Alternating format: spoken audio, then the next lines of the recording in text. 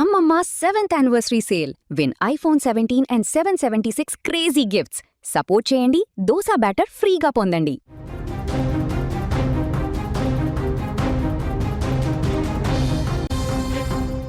తునిలో చిన్నారి మిస్ అయి ఇప్పటికి 12 రోజులు గడుస్తుంది. ఎన్ని రకాల ప్రయత్నాలు చేస్తున్నా అక్కడ ఎలాంటి ఆచూకీ లభించినటువంటి పరిస్థితి ఏర్పడింది. పూర్తిగా అన్ని రకాల పోలీసు బృందాలు అక్కడ ప్రయత్నాలు కొనసాగిస్తున్నాయి. తాజాగా ఈరోజు 12వ రోజు కూడా అక్కడ సెర్చ్ ఆపరేషన్ కొనసాగుతుంది.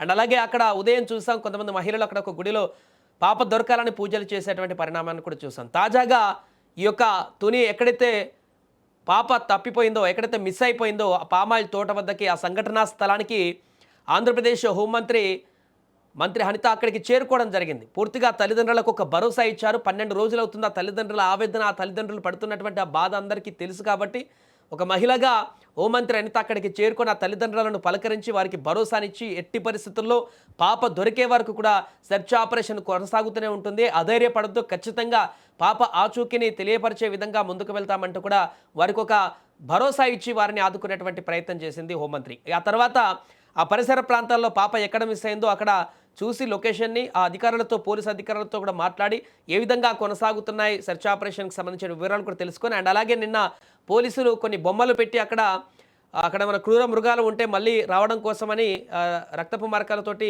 బొమ్మలు పెట్టినటువంటి ప్రాంతానికి కూడా వెళ్ళి ఆ ఫెన్సింగ్ దగ్గరికి వెళ్ళి పాప ఇక్కడ వరకు కనిపించింది, ఇక్కడ మిస్ అయింది అన్నట్టుగా కొన్ని ఆనవాళ్ళు చెప్పారు కాబట్టి, అనుమానాలు ఉన్నాయి కాబట్టి ఆ లొకేషన్ కూడా వెళ్ళి అక్కడ ప్రాంతాన్ని అంతా కూడా కొంత కలియ తిరిగి వివరాలన్నీ కూడా సేకరించడం జరిగింది హోంమంత్రి. ఆ తర్వాత మరలా పోలీసులతో మాట్లాడి ఆపరేషన్కి సంబంధించి ఎలా కొనసాగుతుంది అన్ని వివరాలు కూడా తెలుసుకున్నారు. ఆ తర్వాత మీడియాతో కూడా మాట్లాడడం జరిగింది. కీలక అంశాలను కూడా ప్రస్తావించడం జరిగింది. ప్రతిరోజు ఈ తుని పాప మిస్ అయినటువంటి కేసులో మేము మానిటరింగ్ చేస్తూనే ఉన్నాం. అక్కడ ఏం జరుగుతుంది, ఎలా జరుగుతుంది, ఎప్పుడు ఎలాంటి సిచ్యువేషన్ ఉందో దానికి సంబంధించి కూడా ప్రతిరోజు మానిటరింగ్ చేస్తున్నామంటూ కూడా మంత్రి వెల్లడించడం జరిగింది. స్వయంగా తామే మానిటరింగ్ చేస్తున్నామంటూ ప్రకటించారు. అండ్ అలాగే ఈ కేసుకు సంబంధించి ముఖ్యంగా అసత్య ప్రచారాలు ఎట్టి పరిస్థితుల్లో రాకూడదు, తొందరపడి అసత్యమైనటువంటి ప్రచారాలు చేయకూడదంటూ కూడా మంత్రి సందర్భంగా చెప్పారు. ఫేక్ న్యూస్లు కనుక సృష్టిస్తే ఖచ్చితంగా చర్యలు తీసుకుంటామంటూ కూడా హెచ్చరించారు. 12 రోజులుగా ఇప్పటివరకు ఎలాంటి ఆచూకీ జ్ఞానేశ్వరికి సంబంధించింది అయితే దొరకలేదు. ఈ సందర్భంగా ఈరోజు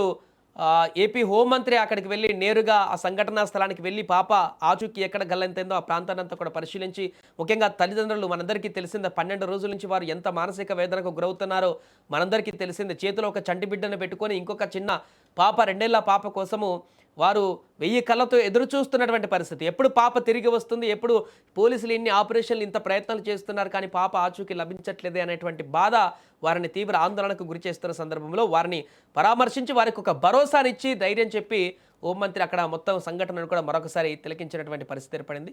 ఆ సందర్భంగా ఆ మీడియాతో కూడా హోంమంత్రి మాట్లాడడం జరిగింది. ఒకసారి ఏం మాట్లాడారో కూడా విందాం. మీరు ఒక చంటి బిడ్డ వీళ్ళు కంప్లైంట్ అడగండి, కలిసి వీళ్ళు అడగండి, మేము లేనప్పుడు కంప్లైంట్ ఇవ్వాలని కూడా తెలియదు.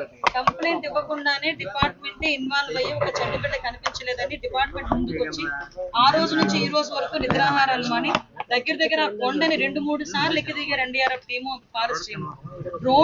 డ్రోన్స్ యొక్క థర్మల్ డ్రోన్స్ ని కూడా యూజ్ చేస్తాం, సిడిఆర్లు తీసాం. అంటే ఇవన్నీ కూడా ఒక పోలీస్ డిపార్ట్మెంట్ ఎంత మేరకు ఇన్వెస్టిగేషన్ లో ఎన్ని టూల్స్ ఉపయోగిస్తారు, అన్ని టూల్స్ ఉపయోగించారు ఇక్కడ. కాకపోతే దురదృష్టం ఆ అమ్మాయి పరిస్థితి ఎక్కడుందో ఏంటో తెలియలేకపోవడం. ఇంకొంచెం అగ్రెసివ్ వేలో వెళ్తాం. చాలా మంది సూచనలు సలహాలు కూడా ఇస్తున్నారు, వాటిని కూడా బేస్ చేసుకుంటే మంచి సూచనలు సలహాలు మాకు ఇవ్వండి, డెఫినెట్గా మేము తీసుకుంటాం.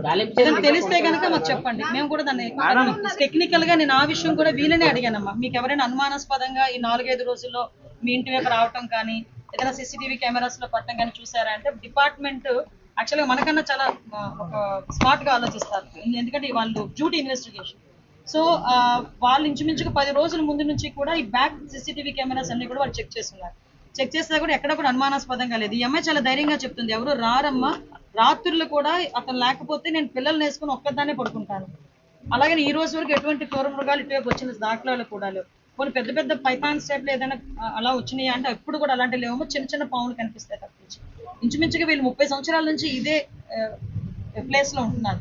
సో మీరు అన్ని యాంగిల్లోని కూడా ఇంకా ఫార్వర్డ్ యాంగిల్స్ కూడా మీకు తెలియాలమ్మా. చాలా మంది గ్రామస్తులు కూడా ఇబ్బంది పడ్డారు, ఎందుకంటే ఈ చుట్టుపక్కల గ్రామంలో ప్రతి ఇంటిని కూడా వెళ్ళి వాళ్ళు ఇన్వెస్టిగేట్ చేసి సెర్చ్ చేశారు. చాలా మంది కొంతమంది గ్రామస్తులు అయితే మమ్మల్ని తిట్టుకున్నారు కదా, డిపార్ట్మెంట్ తిట్టుకున్నారు. అయినా కూడా ఈ చుట్టుపక్కల గ్రామాల్లో ఉన్న ప్రతి ఇంటి దగ్గరికి వెళ్ళి ప్రతి ఇంటిని కూడా విచారించి ఈ రోజు తీసుకొచ్చిన సందర్భం కూడా చెప్తున్నాం.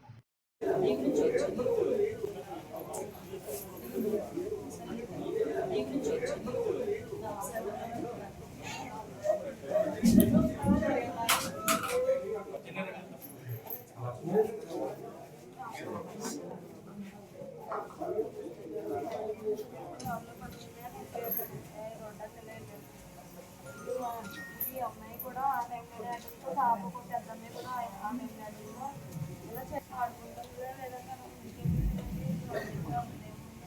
అనుకొని మళ్ళీ